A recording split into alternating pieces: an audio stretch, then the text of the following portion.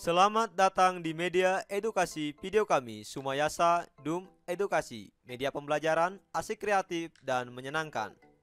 Pada kesempatan ini kita akan belajar bersama tentang materi tematik kelas 4, tema 8 daerah tempat tinggalku, subtema 1 lingkungan tempat tinggalku, pembelajaran 1. Burung beo, burung belibis, buah naga dimakan ulat. Tonton videonya sampai habis, semoga bermanfaat. Namun sebelum lanjut, mari kita sama-sama berdoa sejenak agar kita diberikan kemudahan dan kelancaran di dalam belajar. Dan jangan lupa, mari sama-sama kita dukung dan kita bangun channel ini, klik subscribe, like, dan share agar video ini memberikan manfaat untuk kita bersama. Mengenal cerita fiksi. Cerita fiksi adalah sebuah karya sastra yang bersifat imajinasi atau hayalan atau karangan dari penulis dan bukan kejadian yang sebenarnya. Dengan kata lain, cerita fiksi tidak terjadi secara sebenarnya di dunia nyata, tetapi hanya berdasarkan imajinasi, pikiran, atau hayalan seseorang. Ciri-ciri cerita fiksi. Yang pertama, fiksi sifatnya rekaan atau imajinasi dari pengarang. Yang kedua, terdapat kebenaran yang relatif atau tidak mutlak. Yang ketiga, menggunakan bahasa bukan sebenarnya. Yang keempat, tidak memiliki sistematika yang baku. Yang keenam, terdapat pesan moral atau amanat tertentu. Contoh-contoh cerita fiksi: cerpen, novel, drama, dan sinetron. Ayo membaca. Asal mula Telaga Warna. Dahulu kala di Jawa Barat, ada raja dan permaisuri yang belum dikarunia anak. Padahal mereka sudah bertahun-tahun menunggu. Akhirnya, raja memutuskan untuk bertapa di hutan. Di hutan, raja terus berdoa kepada Yang Maha Kuasa. Raja meminta agar segera dikaruniai anak. Doa raja pun terkabul. Permaisuri melahirkan seorang bayi perempuan. Raja dan permaisuri sangat bahagia. Seluruh rakyat menjadi bersuka cita menyambut kelahiran putri raja. Raja dan permaisuri sangat menyayangi putrinya. Mereka juga sangat memanjakannya. Segala keinginan putrinya dituruti. Tak terasa, putri raja telah tumbuh menjadi gadis yang sangat cantik. Hari itu dia berulang tahun ke-17.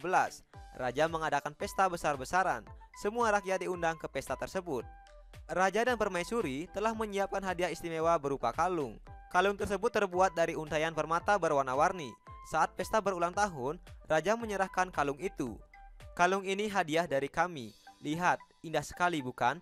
Kau pasti menyukainya," kata raja. Raja bersiap mengalungkan kalung itu ke leher putrinya. Sungguh di luar dugaan, putri menolak mengenakan kalung itu. "Aku tak suka kalung ini, ayah," tolak putri dengan kasar. Raja dan permaisuri terkejut. Kemudian, permaisuri berusaha memujuk putrinya dengan lembut. Permaisuri mendekat dan hendak memakaikan kalung itu ke leher putrinya. "Aku tidak mau. Aku tidak suka kalung itu.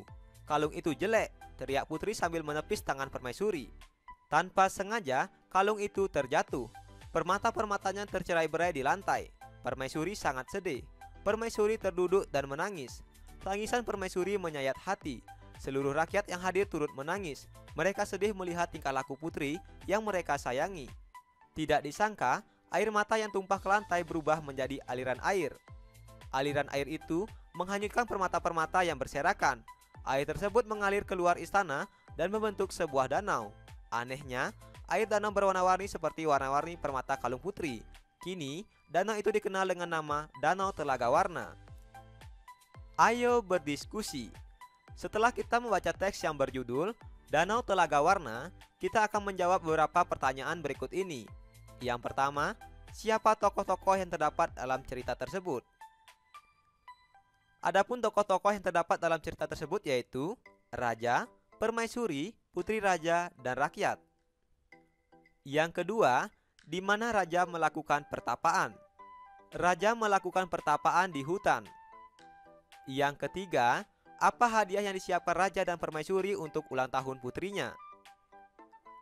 Hadiah yang disiapkan raja dan permaisuri untuk ulang tahun putrinya adalah kalung yang terbuat dari untaian permata berwarna-warni. Yang keempat, mengapa permaisuri bersedih dan menangis? Permaisuri bersedih dan menangis karena putrinya tidak mau menerima kalung yang telah disiapkannya sebagai hadiah ulang tahun. Saat permaisuri akan memakaikan kalung itu di leher putrinya, putrinya menepis tangan permaisuri sehingga kalung tersebut jatuh dan permata-permatanya tercerai-berai di lantai. Yang kelima, bagaimana sifat putri dalam cerita tersebut? Sifat putri dalam cerita tersebut yaitu tidak menghargai pemberian orang lain, tidak sopan, dan kasar. Sifat-sifat tersebut tampak ketika putri tidak menyukai kalung hadiah dari raja dan permaisuri. Selanjutnya, kita akan berdiskusi mengenai apa itu cerita fiksi dan bagaimana ciri-ciri cerita fiksi. Cerita fiksi adalah sebuah karya sastra yang bersifat imajinasi atau khayalan atau karangan dari penulis dan bukan kejadian yang sebenarnya. Adapun ciri-ciri dari cerita fiksi yaitu: yang pertama, fiksi sifatnya rekaan atau imajinasi dari pengarang. Yang kedua, terdapat kebenaran yang relatif atau tidak mutlak. Yang ketiga, menggunakan bahasa yang bukan sebenarnya. Yang keempat, tidak memiliki sistematika yang baku. Yang kelima, terdapat pesan moral atau amanat tertentu.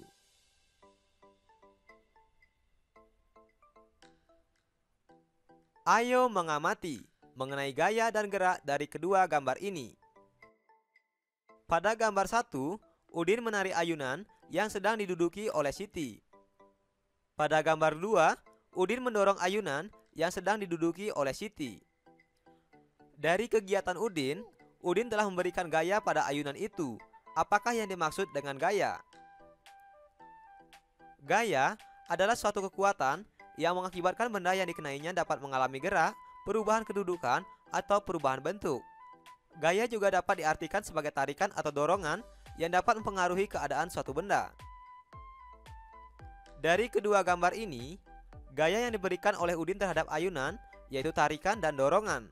Akibatnya, ayunan itu bergerak. Saat ditarik, ayunan bergerak ke belakang atau mendekati Udin. Saat didorong, ayunan bergerak ke depan atau menjauhi Udin. Apa yang dimaksud dengan gerak? Gerak adalah perpindahan kedudukan suatu benda terhadap benda lainnya, baik perpindahan kedudukan yang mendekati maupun yang menjauhi suatu benda, atau tempat asal akibat benda itu dikenai gaya. Dalam kehidupan sehari-hari, kita banyak menemukan gaya dengan jenis gaya yang berbeda antara satu dengan lainnya. Misalnya gaya tarik, gaya dorong, dan gaya gesek merupakan beberapa gaya yang dapat kita jumpai dalam kehidupan sehari-hari. Setiap gaya yang dilakukan memerlukan tenaga. Berdasarkan sumber tenaga yang diperlukan, gaya dibedakan menjadi beberapa, di antaranya adalah sebagai berikut. Yang pertama, gaya otot. Yang kedua, gaya gesek antara dua buah benda. Yang ketiga, gaya magnet. Yang keempat, gaya gravitasi. Dan yang kelima, gaya listrik. Yang pertama, kita akan membahas mengenai gaya otot. Gaya otot merupakan gaya yang dihasilkan oleh tenaga otot. Contoh gaya otot adalah pada saat kita menarik atau mendorong meja, membawa belanjaan ibu, dan menendang bola. Selain itu, karena pada gaya ini terjadi sentuhan, maka gaya ini disebut juga sebagai gaya sentuh. Yang kedua, gaya gesek antara dua buah benda. Gaya gesek merupakan gaya yang terjadi karena bersentuhnya dua buah permukaan benda. Contoh gaya gesek adalah gaya yang bekerja pada rem sepeda. Pada saat akan berhenti, karet rem pada sepeda akan bersentuhan dengan pelet sepeda sehingga terjadi gesekan yang menyebabkan sepeda dapat berhenti ketika dilakukan pengeriman. Yang ketiga, gaya magnet. Gaya magnet merupakan gaya yang ditimbulkan oleh tarikan atau dorongan dari magnet. Contoh gaya magnet adalah tertariknya paku ketika didekatkan dengan magnet. Paku yang berada di atas meja akan ditarik oleh medan magnet. Benda-benda dapat tertarik oleh magnet jika benda tersebut masih berada dalam medan magnet. Yang keempat, gaya gravitasi. Gaya gravitasi merupakan gaya yang ditimbulkan oleh tarikan bumi. Contoh gaya gravitasi adalah jatuhnya buah dari atas pohon dengan sendirinya. Buah yang sudah matang atau membusuk akan jatuh dengan sendirinya dari pohon. Selain itu, semua benda yang dilempar ke atas akan tetap kembali ke bawah. Hal ini karena benda-benda tersebut dipengaruhi oleh gaya gravitasi bumi. Yang kelima, gaya listrik. Gaya listrik merupakan gaya yang terbentuk pada benda bermuatan listrik. Dengan kata lain, gaya listrik terjadi karena aliran muatan listrik. Aliran muatan listrik ditimbulkan oleh sumber energi listrik.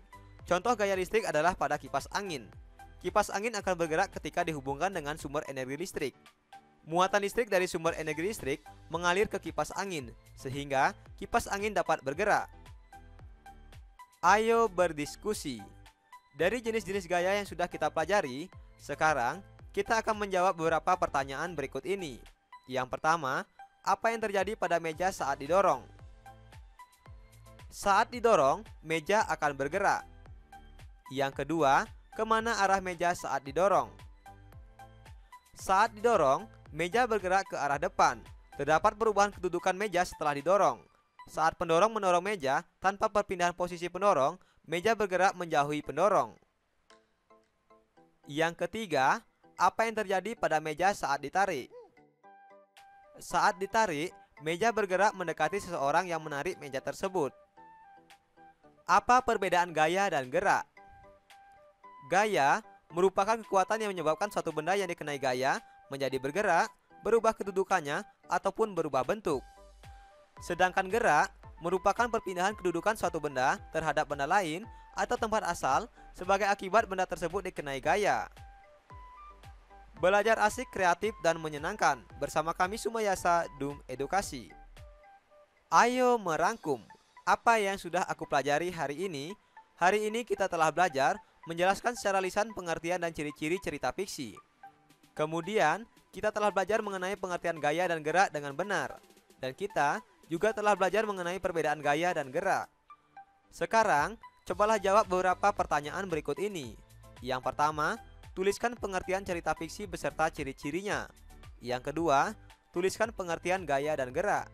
Yang ketiga, tuliskan contoh kegiatan yang melakukan gaya di lingkungan sekitarmu. Apa ya yang sudah aku pelajari hari ini? Agar lebih menarik, apa ya usulku? Jangan lupa tulis jawaban dan saranmu pada kolom komentar. Terima kasih telah menyaksikan video ini. Semoga bermanfaat. Mari sama-sama kita dukung dan kita bangun channel ini. Klik subscribe, like, share, dan komen.